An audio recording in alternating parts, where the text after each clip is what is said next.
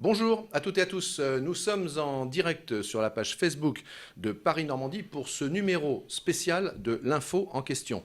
Alors l'information, quelle est-elle pour ce numéro? Eh bien, c'est que l'incendie, le sinistre Lubrizol produit des effets dans la durée et les questions qui se posent, évidemment, elles sont nombreuses, mais on a choisi de les poser aujourd'hui pour ce numéro aux commerçants. Quel est l'impact sur l'activité des commerçants et comment la difficulté de gestion de ces commerces s'établit dans la durée? C'est ce que nous allons voir avec nos invités tout de suite en plateau et surtout avec vous.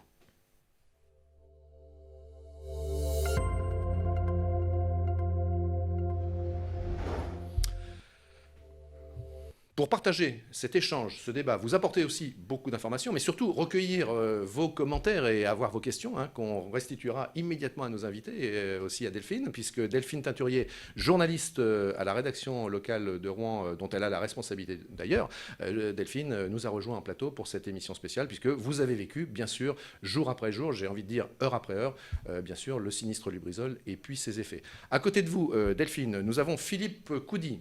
Philippe Coudy, vous êtes dirigeant de la brasserie Paul. Entre autres.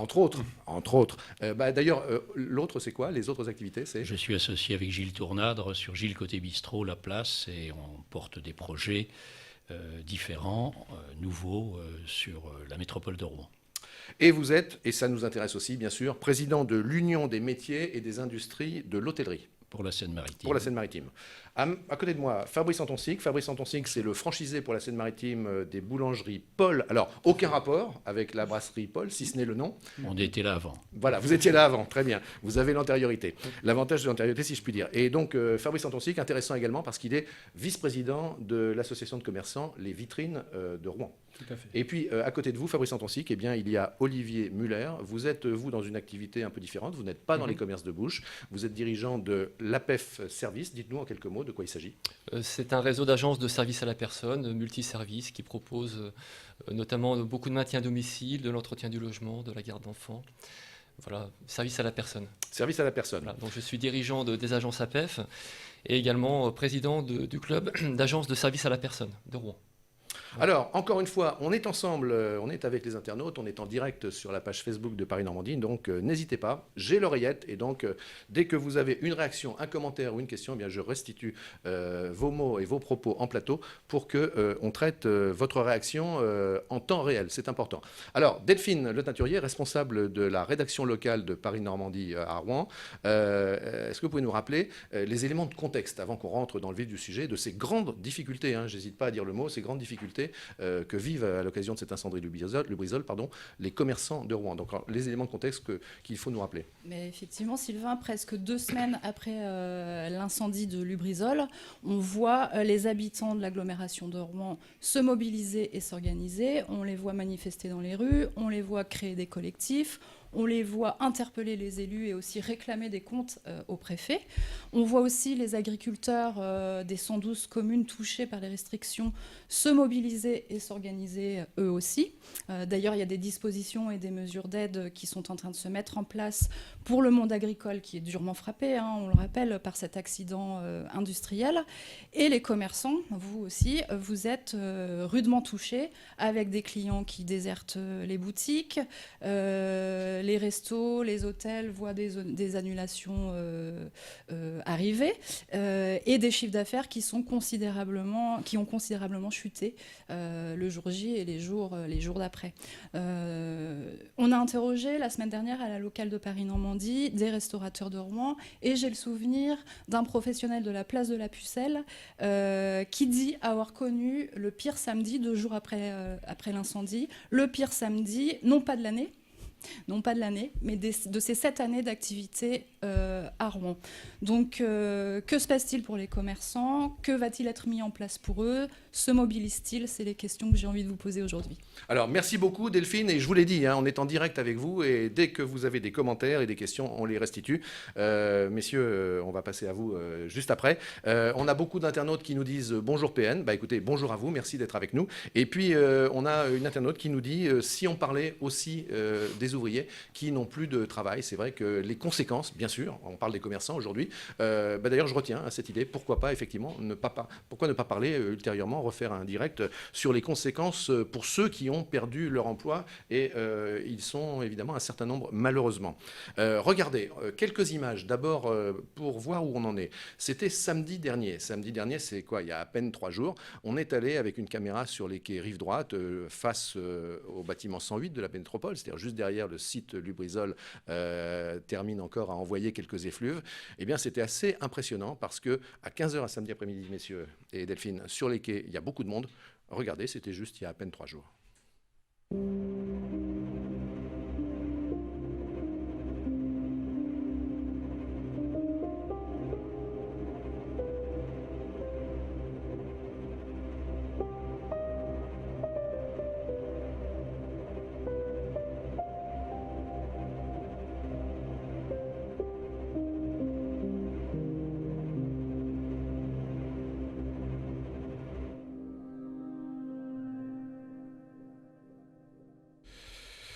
Alors, voilà, c'est juste 30 secondes et un peu d'illustration musicale. Ça se passe bien évidemment de commentaires. Juste avant de vous faire réagir, un internaute nous dit également, et si on parlait du Havre, d'Yvetot et des autres villes qui ont été touchées, bonne suggestion, on la note évidemment. Il y a tellement d'angles possibles pour traiter ce sinistre qui nous impacte énormément. Fabrice Antonsic, par exemple, comment on réagit, ne serait-ce qu'humainement, quand on voit ces images de samedi après-midi ? Déjà, c'est difficile puisqu'on parle de commerce et de commerçants et tout à l'heure, l'internaute parlait d'ouvriers, mais on a des équipes. Et finalement, forcément, on a été impactés, ils ont été impactés avec nous, déjà sur l'inquiétude par rapport à la santé au démarrage de l'événement, puisque quand on manage du monde, on est resté ouvert, puisqu'on ne savait pas finalement les conséquences ou les consignes n'étaient pas très claires par rapport à ça. Et puis après, on a réduit fortement, fortement l'organisation, les horaires, les extras, qui fait que forcément les équipes qui travaillent avec nous n'ont pas eu de travail ou pas eu la totalité de leur travail sur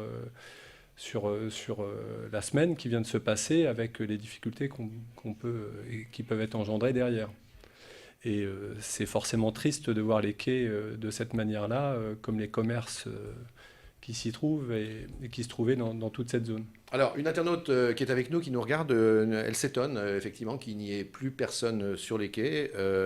Alors, encore une fois, c'est une photographie, si je puis dire, parce que c'était samedi à 15h, mais encore une fois, ça tranche, vous êtes d'accord, puisque vous êtes un Rouennais fortement implanté sur ce territoire. Ça vous étonne aussi, Philippe Coudy, de voir ces images qui étonnent aussi nos amis qui nous regardent? Il faut distinguer, dans l'événement, il faut distinguer à la fois les zones géographiques et les périodes. Il y a le premier œil du cyclone qui est du jeudi 26 septembre au lundi 30 septembre, qui a impacté tout le monde de façon forte, avec quand même, je vais dire, dans l'échelle de Richter de l'intensité de l'événement, bien évidemment ce que vous avez montré sur les quais, là qui est un véritable sinistre économique pour les restaurateurs et les hôteliers, et certains hôteliers qui sont derrière, et le cœur de ville qui, en ce qui concerne ma branche professionnelle, l'hôtellerie-restauration, a mieux résisté. Alors, si je vous coupe juste, vous me pardonnez, messieurs, encore une fois, parce que c'est le jeu du direct. J'ai promis à tous ceux qui nous regardent, et c'est ça la télévision, envoyer des images et du média de manière interactive, c'est vous répondre très vite dès lors que vous réagissez. On nous pose la question, alors on la met en stock, si je puis dire, et puis on va y répondre. On nous demande, pensez-vous que les gens vont, entre guillemets, boycotter la foire Saint-Romain ?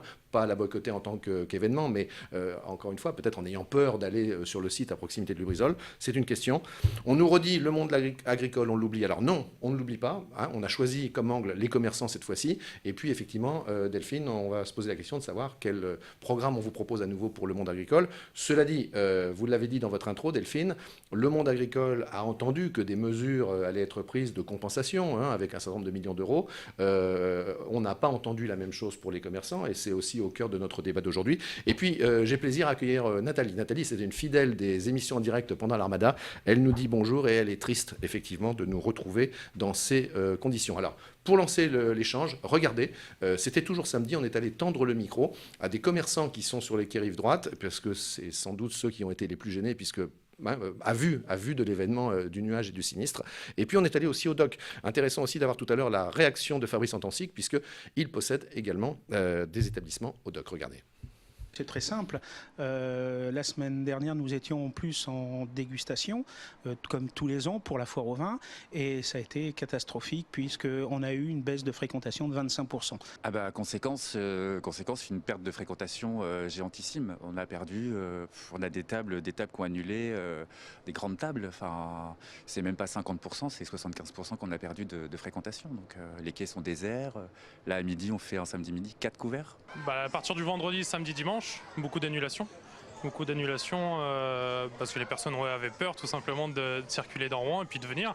Parce que nous, on a directement une terrasse qui donne sur la rive gauche, donc avec les odeurs qu'elle est avec et puis tout ce qui suit, quoi. Donc beaucoup de personnes ont peur. Là encore aujourd'hui, des personnes qui veulent pas d'eau du robinet parce qu'ils veulent pas boire d'eau du robinet. On a fait beaucoup moins de personnes, même parce qu'on est beaucoup une activité, c'est beaucoup les personnes qui travaillent aux alentours qui viennent manger le midi. Et même ces personnes-là, on a eu une grosse baisse. Pour notre plus grand jour, le brunch du dimanche, pareil, on a eu presque la moitié des clients qui auront annulé leur réservation pour le dimanche. Donc ça fait très mal. Un manque de fréquentation sur les 2 jours où il y a eu l'incendie du Lubrizol, notamment le jeudi et vendredi. On a perdu beaucoup de trafic en une semaine et en termes de chiffre d'affaires, on est à peu près à moins 20% sur une semaine entière par rapport à l'année dernière. Donc ouais, c'est un impact quand même assez mesurable sur l'ensemble du trafic et des docks. Ouais. Pour nous, Lubrizol, si on avait pu s'en passer, franchement, ça nous aurait bien aidé en quelque sorte, puisqu'on a une fréquentation désastreuse. 10 jours après, ça commence un peu à revenir, mais on voit quand même que les gens sont sceptiques, nous appellent pour savoir si on est toujours ouvert, si ça sent. Donc c'est un peu problématique par rapport à la clientèle.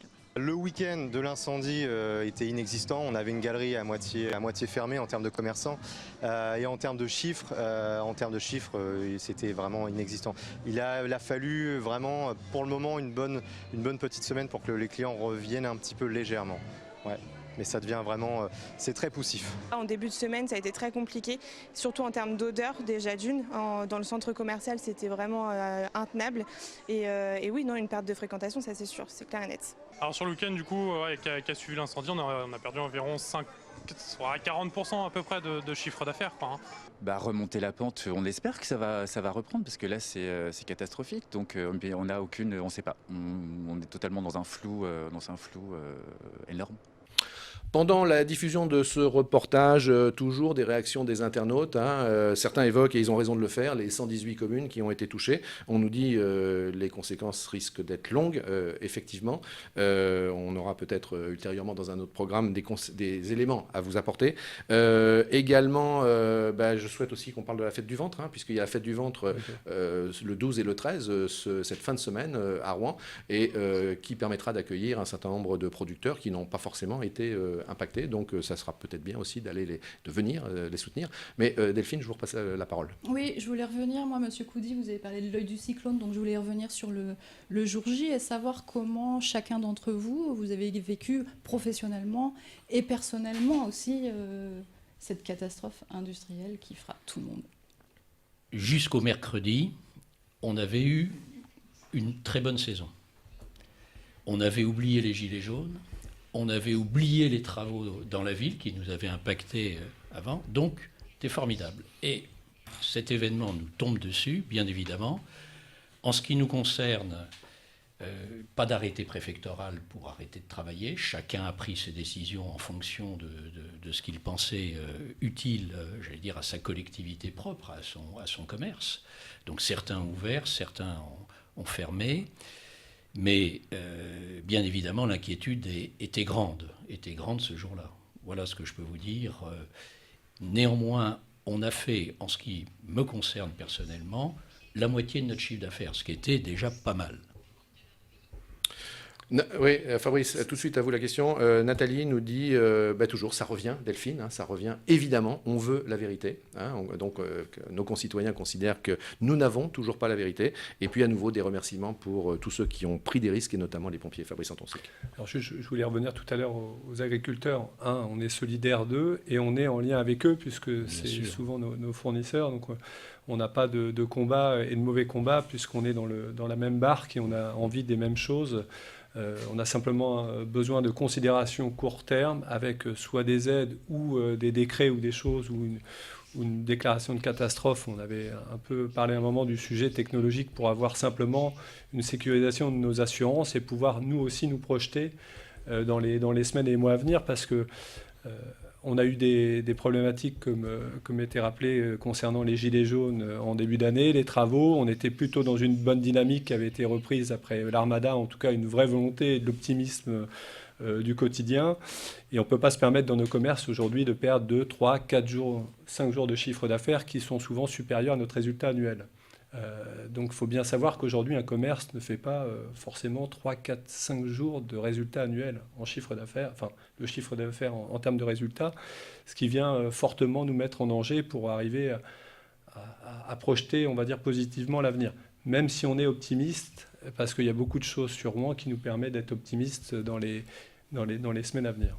Sur les réseaux sociaux, on complète ce que j'ai dit tout à l'heure. J'ai parlé de 118 communes, bien sûr, mais on nous rappelle, et c'est vrai que l'impact négatif va beaucoup plus loin, puisqu'on va, bien sûr, trouver des conséquences de tout cela jusque dans la Somme et même dans l'Aisne, dans le département 02. Delphine. Monsieur Muller, vous êtes sur un secteur d'activité un peu différent de nos deux autres invités. Je voulais savoir, en tant que gérant d'APEF, une société de services d'aide à la personne, comment pu intervenir les aides à domicile le 26 septembre? Alors ça, c'était une vraie question et qu'on s'est posée rapidement, parce que en général, les prestataires sont beaucoup sur du maintien à domicile, plus de la moitié de nos prestations. Et la question s'est posée de pouvoir assurer la continuité de service auprès des personnes les plus fragiles, handicapées, les personnes en manque d'autonomie. Donc on a priorisé nos effectifs sur les bénéficiaires de nos services au plus proche des domiciles des intervenantes. On a eu beaucoup d'intervenants ou d'intervenantes de bloqués, du fait que les enfants ne pouvaient pas aller à l'école, droit de retrait. Mais nous, on avait une continuité de service, en tout cas, sur cette activité qui était assurée. On a réussi à le faire. Et je tiens vraiment à souligner le dévouement et la mobilisation de nos intervenants. C'est une profession qui travaille souvent dans l'ombre, travail du cœur, et qui a assuré, je dirais, les passages auprès des publics les plus fragiles. Mais on a été impacté, jusqu'à 80% de nos prestations ont été annulées. On a priorisé les personnes fragiles et on a réussi. Voilà. Et coup de chapeau aux auxiliaires de vie notamment.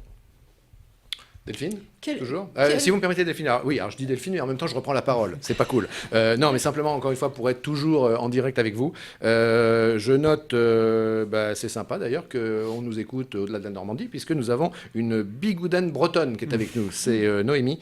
Et puis, question aussi, bien sûr, qui se pose, que vous êtes nombreux à poser, pourquoi les policiers n'étaient équipés que de masques à poussière, alors que le matériel adéquat qui les aurait protégés, peut-être de meilleure façon, existe. Et on nous dit, est-ce que c'était pour ne pas nous faire peur? J'en sais rien. On n'a pas forcément la réponse, Delphine. Non, on n'a pas forcément la réponse. Justement, tout à l'heure, M. Antoncy, vous avez parlé de consignes peu claires qui vous avaient été données le jour J. Est-ce que, justement, vous avez eu des retours des autorités? Lesquels?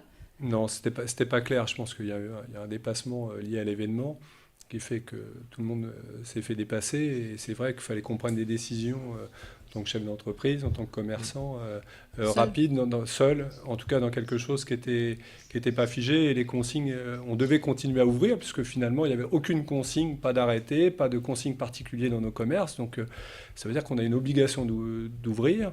Et finalement, ce qui rendait encore plus compliqué les choses, c'est qu'on ne voyait pas d'amélioration. Les transports se sont arrêtés très tôt, si on reprend le jeudi. Donc, il a fallu soit trouver des moyens pour que nos équipes puissent rentrer chez elles, des coûts supplémentaires, des taxis, de la bonne volonté de chacun. En tout cas, ça n'a pas été simple, mais on s'est senti un peu démunis. Et encore aujourd'hui, puisqu'on parle d'événements passés, mais l'aide aux commerçants, c'est 10 000 emplois dans le centre de Rouen. Il y a forcément des centaines de personnes qui ont perdu leur emploi de manière courte durée ou peut-être demain moyenne ou longue durée, puisque ça s'étale sur tout un tas de commerces différents, sur les 3000 commerces. Et donc on a besoin, on va dire, d'une aide, ou en tout cas quelque chose soit mis en place pour qu'on ait une aide financière, au moins pour passer cette étape court terme. Et puis bien sûr, on a plein d'atouts à faire valoir pour le moyen et long terme. On parlait de la fête du Ventre, on parle de la foire, on parle de tout un tas de choses qui peuvent aujourd'hui nous aider si nos clients et les habitants nous font confiance, comme on fait confiance aujourd'hui à l'amélioration, pour revenir et nous aider parce qu'on travaille avec l'ensemble des personnes. Finalement, si aujourd'hui les habitants nous font confiance, on prendra un cycle Et je les invite forcément à nous faire confiance dans les semaines à venir. Alors, messieurs qui êtes dans les métiers de bouche, peut-être des questions qui peuvent trouver une réponse à travers vous. Je viens à la question dont je parle, mais simplement pour dire que Isabelle, qui samedi dernier a traversé Rouen pour se rendre à Barentin, a trouvé que l'odeur était absolument insoutenable. Elle est peut-être passée d'ailleurs sur le pont Flaubert, et évidemment, quand on est sur le pont Flaubert, on est vraiment à toute proximité du site. Elle dit, mais comment fait-on quand on est à Rouen? Manifestement, Isabelle ne faisait que traverser. Comment on fait quand on est à Rouen? Est-ce qu'on supporte l'odeur? Comment vous réagissez par rapport à ça? Parce que l'odeur, on la sent. Hein. Ça dépend des vents, les vents tournent. Ça dépend des vents, ça dépend des endroits. Oui. Et elle a été forte, bien évidemment, toujours en début ensuite de ce jeudi 26 septembre. Par la suite, aujourd'hui, je pense que c'est acceptable. Et c'est toute la problématique. C'est plus on est proche du lieu, plus cette odeur est prégnante et donc touche l'activité commerciale aujourd'hui. Enfin, moi, je veux rester optimiste pour la suite. On attend cette deuxième analyse en fin de semaine. En fonction, imaginons qu'elle soit positive, enfin positive oui. Dans le sens, oui. Dans quel sens? Dans le bon sens, c'est-à-dire qu'on lève le décret d'interdiction de vente des produits agricoles. À ce moment-là, tout va rechanger. Tout va rechanger. Et ça fait plus de 50 ans qu'on fait cohabiter la chimie, qui est quand même une richesse malgré tout, il faut le rappeler pour notre pays. Et nous, hôteliers, nous, restaurateurs, on est, j'allais dire, le rémora sur ce grand poisson économique qui apporte de l'économie à un poids économique important à notre ville. L'impact négatif sur l'économie rouennaise, bien sûr, elle se produit à différents égards, mais notamment s'agissant de l'image. Parce que, vous voyez, un internaute nous dit l'odeur à Rouen est horrible, moi, je boycotte Rouen. Je reprends les termes de l'internaute. Donc, encore une fois, quand on sait que ce territoire est très attractif, est devenu très attractif, il s'est construit au fil du temps, et puis pas qu'avec l'Armada, une très belle image. Bon, mais voilà, il y a ce risque-là qui peut aussi retomber sur vos business à vous et à ceux des autres. Revient également, et les questions des analyses de sang des pompiers qui seraient restées confidentielles, mais là, Delphine, je crois ça a pu être démonté. Enfin, je ne m'avance pas, mais on a parlé de fake news, je crois, par rapport à ça. Oui, on l'a bien expliqué dans Paris-Normandie. Voilà. On a essayé de démêler le vrai du faux et à chaque fois d'être assez clair. Alors, ce n'était pas mon service précisément qui travaillait là-dessus, mais je voudrais revenir à une question où tout à l'heure, M. Antonci, vous avez dit il va falloir des aides. Effectivement, il va falloir quand même supporter cette grave crise. Et donc, face aux pertes d'exploitation dans vos filières respectives, quels sont vos recours possibles Aujourd'hui, comme il n'y a pas eu de catastrophe de déclarée technologique ou autre, on ne peut pas faire de lien avec nos assurances, donc on ne peut pas faire de déclaration finalement de sinistre, puisqu'il n'y a pas de sinistre déclaré à déclarer, puisque ce n'est pas reconnu aujourd'hui en catastrophe. Donc on peut faire des recours, soit des recours individuels ou collectifs, on peut les faire en tant qu'habitant, en tant que commerçant. Aujourd'hui, on essaie en tout cas d'avoir des échanges, et on souhaite avoir des échanges avec l'État, les représentants de l'État, pour voir comment ils peuvent aussi nous aider. On n'est pas... Je veux dire, ils ont subi aussi finalement l'événement comme nous, mais comment on peut ensemble arriver à le traverser, parce qu'il y a le besoin court terme qu'on a évoqué tout à l'heure, et puis après il y a la construction avec... et là je reviens sur le côté optimiste qu'on disait tous, je pense qu'on est tous optimistes sur l'avenir. Il y a la fête du ventre qui va arriver ce week-end, on parlait d'odorat et de goût. J'invite forcément tous les internautes à venir ce week-end à la fête du ventre et pouvoir se faire plaisir avec les produits du terroir qui ont été, pour revenir, sécurisés, puisqu'il y a très très peu de défections sur la fête du ventre. Il y avait quasiment personne qui ont été impactées ou touchées, en tout cas par la fête du ventre, pour cet événement. Alors Fabrice Antonci parle de la fête du ventre, l'occasion de vous le dire, nous serons sur la fête du ventre, puisque Paris-Normandie et PNTV, la chaîne web interactive de Paris-Normandie, eh bien, nous serons rue Jeanne d'Arc, devant le Crédit Agricole. Donc, n'hésitez pas à venir nous rencontrer, n'hésitez pas à venir dialoguer avec nous et on vous proposera des programmes réalisés depuis le cœur de la fête du ventre, avec aussi des rencontres avec des producteurs, avec aussi des reportages et puis la mise en avant de nombreux beaux produits dont un certain nombre, bien sûr, n'ont pas été touchés. On nous dit quand même, et là, je reviens à la question que je suggérais tout à l'heure, je ne l'ai pas oublié, un internaute nous dit quand est-ce qu'on pourra nous dire si on peut consommer les œufs de nos poules et boire de l'eau du robinet. C'était un internaute qui, lui, a choisi de déménager dans le pays de Bray. Vous qui êtes dans les métiers de bouche, s'agissant de l'eau, s'agissant des œufs, alors... Qu'est-ce que vous pouvez nous dire ? Je pense que les analyses vont être les dernières analyses qui pourraient permettre la levée de l'interdiction de commercialisation sur les communes dont on a parlé devraient arriver fin de semaine. Donc si on a des bonnes analyses à ce moment-là, le problème sera réglé. Voilà. Je veux revenir sur les conséquences économiques et les méthodes. Je voudrais modérer tes propos sur la déclaration d'assurance. Je pense qu'on doit le faire. On doit faire une déclaration. Il y a des pertes d'exploitation. Ensuite, il y a des recours possibles, ne serait-ce que déjà dans un premier temps pour nourrir le dossier. La deuxième méthode que l'on a demandé à nos adhérents, c'est de déposer plainte contre X. Et la troisième possibilité, on est face à une entreprise, Lubrizol, qui a ouvert un fonds de solidarité, d'après ce que j'ai compris. C'est une entreprise américaine, donc j'imagine que la culture de la négociation est ancrée dans la culture américaine. Et moi, je me propose une fois qu'on aura fait un état des lieux économiques sur nos adhérents, de faire une démarche vis-à-vis de Lubrizol en disant « Est-ce qu'il y a moyen de négocier avec vous nos pertes d'exploitation de telle façon ?» que l'on puisse trouver des solutions, surtout sur les plus malmenés. Tout le monde n'a pas été très malmené non plus. Donc, vous y croyez, pardon de le dire, mais vous y croyez à ça ? On comprend que vous puissiez être écoutez, on est obligé de jouer toutes les cartes qui nous sont offertes. Donc se priver de celle-là, se priver de l'intelligence commerciale, c'est une entreprise qui, on peut l'imaginer, ses dirigeants sont des gens qui habitent chez nous. Et donc, ils connaissent parfois la détresse des uns et des autres. Ils ne peuvent pas y être insensibles. Je ne les vois pas ancrés dans notre territoire depuis 1954 et ayant apporté économiquement quand même, l'industrie chimique, je le rappelle, c'est un poumon économique quand même de notre métropole. Donc, certes, il faut monter les niveaux de sécurité, certes, il faut mieux informer les populations, mais nous qui vivons par et pour aussi les autres métiers qui s'exercent dans notre métropole, on n'est pas pour le chimie bashing. Hein. Un internaute qui nous dit « ça ne sera pas sans conséquences pour les années à venir ». Bon, avec, évidemment, quand on dit ça, on auréole le propos de tout un tas de points d'interrogation, et c'est bien ça qui, effectivement, crée cette inquiétude qui ne se résorbe pas. On évoque aussi sur Facebook la grève de la TCAR qui pourrait aussi, qui devrait impacter les commerçants. Vous avez un mot à nous dire là-dessus ?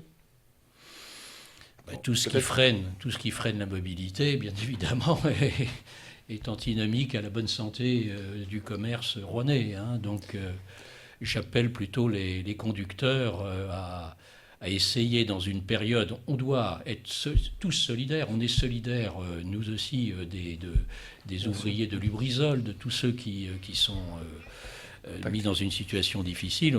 Demandons à nos amis chauffeurs qui participent à la bonne économie de peut-être différer ce mouvement. Fabrice Santosic. Oui, je voulais juste revenir. On est vraiment en phase sur la manière de procéder, dépôt de plainte ou autre.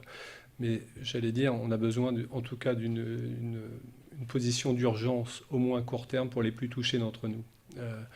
La démarche à faire avec les dépôts de plainte et on va dire tout ce qu'on peut engendrer avec les assurances, c'est des choses qui prennent du temps. Là, on a des collègues à nous qui ne peuvent pas payer les salaires de leurs salariés.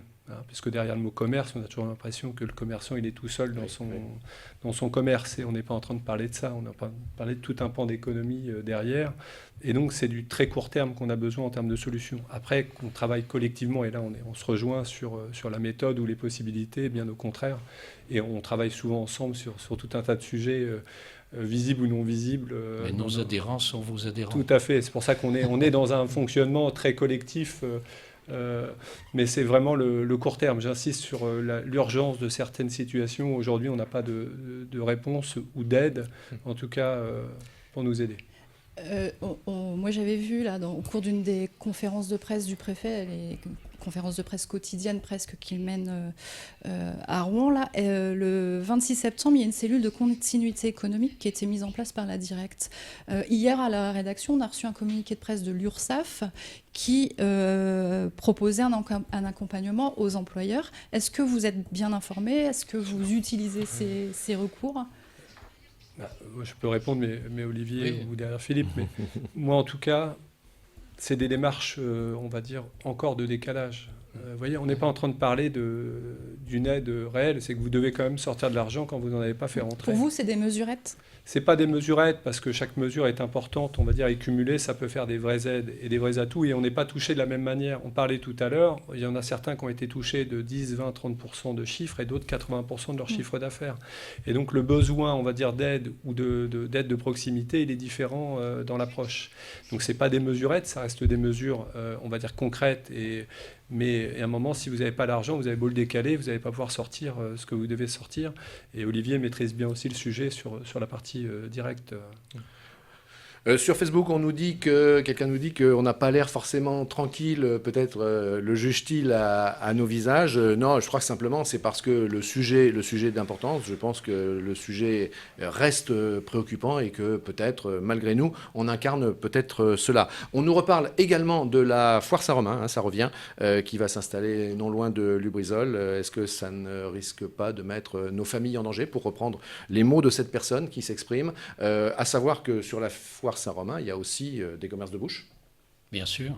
Non, la foire Saint-Romain, il faut qu'elle s'installe, il faut que la vie continue, il faut qu'on ait exactement le même mode de loisirs demain, aujourd'hui, que hier. Alors, donc, pas en respirant n'importe quoi pour autant. Hein. Mais bien sûr. Mais là, actuellement, on nous dit que l'air est tout à fait respirable et sain. Donc, faisons aussi un acte de confiance. Hein. Je voudrais revenir sur la finalité économique. Hein. Ce qu'on attend, et on est en train d'entamer la démarche là-dessus, c'est un petit peu à ce que les commerçants de Biarritz ont eu pour le G7, l'instruction ministérielle des ministres au préfet, que j'ai ici, celle qui a été faite, où il y a eu, pour les commerçants de Biarritz, un montant d'1,2 million, 1,3 million, quelque chose de ce type-là, qui a été débloqué, mis à disposition des commerçants en fonction d'un certain nombre de critères, bien évidemment, qui ont été définis par cette instruction ministérielle. Je pense que l'on peut arriver à obtenir, les vitrines de Rouen et Mathieu de Montchalin, je crois, a écrit au ministre en ce sens. Mathieu de Montchalin, le président de l'association. De l'association, oui, a écrit de telle façon à, j'allais dire, actionner cette démarche-là. Alors, on fait en permanence cet aller-retour entre vous, qui prenez la parole, et puis nos amis qui nous regardent, mais c'est encore une fois le jeu de ces émissions, de ces programmes en direct avec vous. Sébastien revient sur, c'est peut-être l'évocation de la Saint-Romain, juste avant, qui le fait réagir. Sébastien nous dit, est-ce que c'était bien raisonnable, finalement, de tirer tous ces feux d'artifice dans les années passées, à la fois à proximité d'un site Céveso seuil haut, et puis des silos à grains qui sont non loin. À noter d'ailleurs, alors encore une fois, c'est pas à moi d'avoir la réponse, mais en tout cas, on peut juste noter, Delphine, que pour la prochaine Saint-Romain, l'info est parue comme quoi il n'y aurait pas de feux d'artifice tirés cette année. Donc ça répond en partie à la question de Sébastien. Je vous laisse la parole pour la suite, Delphine. Moi, j'avais envie de savoir, en fait, comment vous envisagez l'avenir du commerce rouennais après le mouvement des Gilets jaunes qui a fort impacté les samedis à Rouen depuis l'automne dernier, après les gros chantiers cœur de métropole qui ont quand même paralysé au niveau de la circulation le centre-ville. Maintenant Lubrizol, comment vous voyez l'avenir pour vos commerces respectifs ? Sachant encore une fois, si je peux me permettre, je suis désolé, là je prends l'interstice que effectivement, vous savez, tous autour de la table sont des entrepreneurs. Les entrepreneurs sont forcément confiants. On ne fait pas le travail d'entrepreneur si on n'a pas une confiance en l'avenir suffisante. Et justement, par rapport à vos mots, Philippe Coudy, il y a un internaute qui a réagi. Vous dites, je suis positif, j'ai confiance. Et l'internaute vous renvoie la question et vous dit, mais faire confiance à qui, en fait, et comment ? Ce qui est légitime aussi comme réaction. Je ne vois pas l'intérêt du préfet de mentir. Je ne vois pas l'intérêt du gouvernement de mentir. Ceux qui pourraient éventuellement travestir la vérité, c'est ceux qui sont responsables éventuellement, on ne sait pas qui encore aujourd'hui, de cet incendie. C'est tout. Et ce ne sont pas eux qui ont la parole. Hein. Et ce ne sont pas eux qui prennent la parole. Oui. Donc, on est obligé de faire confiance à l'État français, à notre État. C'est notre... On parlait d'aide pour le G20, puisque finalement l'aide de Biarritz, c'était pour le G20. Donc aujourd'hui, pourquoi une aide n'est pas débloquée rapidement pour arriver à justement redynamiser, redonner Vous savez, quand on travaille dans le commerce, c'est qu'on aime les gens, donc on croit, on va dire, aux gens et on croit aux solutions pérennes à l'avenir. Vous parliez d'être optimiste, ou bien sûr qu'on est optimiste, bien sûr qu'on a des atouts parce qu'on est collectif finalement autour de cette table. On se soutient et on va apporter des solutions, on va redynamiser la ville. Moi aussi, je crois, je bois de l'eau du robinet tous les jours, je n'ai pas changé, j'utilise de l'eau dans mon métier. Donc on peut aujourd'hui garantir en tout cas qu'il n'y a pas eu de soucis sur l'eau et il n'y a pas eu de consigne de données par rapport à ça. Donc je suis optimiste par rapport à ce qui peut être dit aujourd'hui. On a besoin simplement de relancer l'activité et de nous faire confiance et que tout le monde nous fasse confiance dans les semaines à venir en venant sur Rouen. Et on a besoin d'un petit coup de pouce court terme pour vraiment, je le redis, ceux qui sont les plus impactés pour pouvoir justement que la dynamique repart de manière collective et tous ensemble. On nous dit que c'est peut-être le moment de reconsidérer nos modes de vie, nos loisirs aussi, en relation avec cet univers industriel. C'est une question, effectivement, qui a du sens, sachant que la société évolue, le monde change, et que ça peut être aussi sur cet axe-là. Michael aussi qui s'exprime, qui lui demande du concret sur ce plateau. Voilà, donc on peut peut-être l'écouter pour donner encore plus de concret sur ce que les commerçants subissent, sur ce qu'ils ont à dire aussi à leurs éventuels clients potentiels. On nous redit aussi aucune confiance. Bon, c'est cette question de la confiance, on la comprend. On peut la partager, pourquoi pas. Et Olivier qui nous dit, ok, très bien de parler avec les commerçants, mais il dit que l'impact est plus global. Évidemment, l'impact est sur l'humain. Et puis lui, il appelle par exemple à se rassembler vers la préfecture un soir de la semaine. Ce soir. C'est ce soir, effectivement. Voilà, donc pour prendre en compte tout ce que vous nous dites, sans filtre sur ce plateau. Alors, Michael qui veut du concret, en reprenant un peu cet angle qu'on a choisi, on a choisi l'angle des commerçants, parce qu'on trouvait effectivement que, je le redis, qu'il y avait des mesures qui étaient annoncées de compensation pour les agriculteurs, je dis bien, et que effectivement les commerçants semblaient être un peu, alors peut-être oubliés, j'en sais rien, peut-être est-ce que j'exagère, mais alors s'agissant du concret, par exemple, qu'est-ce que vous avez envie de dire aux Rouennais? Qu'est-ce que vous avez envie de dire à vos clients, à ceux qui pourraient le devenir, là, à un peu moins de 15 jours de l'incendie du Brisol? En tout cas, qu'on a besoin d'eux, qu'ils nous fassent confiance, parce que même si le mot revient, il y a un peu de défiance, qu'on nous fasse confiance. Nous, aujourd'hui, on a besoin d'eux pour continuer à essayer de leur apporter ce qu'ils attendent de nous. Vos commerces sont ouverts, en tout cas. Bien sûr. Vous continuez à servir. Nos équipes ont besoin qu'ils deviennent nombreux pour qu'on puisse continuer à recréer une dynamique économique et qu'on passe cette page difficile avec la vérité. On a tous besoin de vérité puisqu'on est à la fois commerçant mais à la fois habitant de cette ville ou de cette métropole. Donc on a les mêmes inquiétudes, en tout cas de retour à avoir. Mais je pense qu'aujourd'hui, Philippe le disait, moi je suis plutôt confiant dans ce qu'on peut nous annoncer aujourd'hui.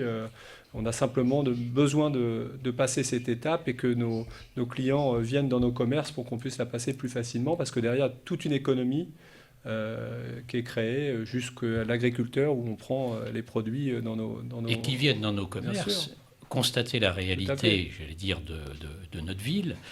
Et en même temps, nos cafés, nos bars, nos restaurants, c'est le vrai réseau social. Ne restons pas planqués derrière les réseaux sociaux virtuels.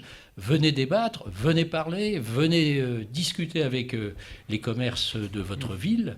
C'est la meilleure façon de pouvoir appréhender la réalité sociale, écologique, d'odeur, de tout ce que vous voulez, de venir vous promener en ville, de se promener sur les quais, de retrouver, j'allais dire, la vraie vie. Eh bien, écoutez, messieurs, merci beaucoup. Merci Delphine aussi de nous avoir rejoints sur ce plateau. Encore quelques mots d'internautes. On nous parle aussi des particuliers qui ont subi des retombées de suie dans leur jardin, dans leur potager. Écoutez, moi, je vous ferais bien une proposition. C'est vrai que donner la parole au corps professionnel, c'est bien, on en a besoin. Et encore une fois, on trouvait que les commerçants, on ne les entendait pas assez. Ils sont venus s'exprimer. Donc, encore une fois, merci à vous d'avoir participé. Mais les particuliers, eh bien, s'exprime bien sûr sur les réseaux sociaux, mais moi je vous ferai bien la proposition de venir. Voilà, vous pouvez peut-être sur la page Facebook de Paris Normandie proposer, si vous avez envie de participer à un échange, à un débat ici en plateau, alors centré uniquement sur les particuliers, écoutez, moi je vous lance l'invitation, on vous accueille et on peut suivre ça ensemble sur la page Facebook de Paris Normandie pour monter un prochain rendez-vous en direct avec toutes ces questions, toutes ces réactions qu'ont les particuliers. 100% particuliers, ça serait une bonne idée. Merci à vous, merci à tous ceux qui nous ont suivis. Vous avez été relativement nombreux sur la page Facebook à nous accompagner. On espère que voilà, on vous a fait entendre la voix des commerçants, ce commerce rouennais qu'il faut soutenir. Hein, c'est le message aussi que vous nous avez envoyé. Et en tout cas, vous restez ouverts et vous continuez à faire votre métier. À bientôt pour un prochain direct sur l'antenne de PNTV. Bonne journée.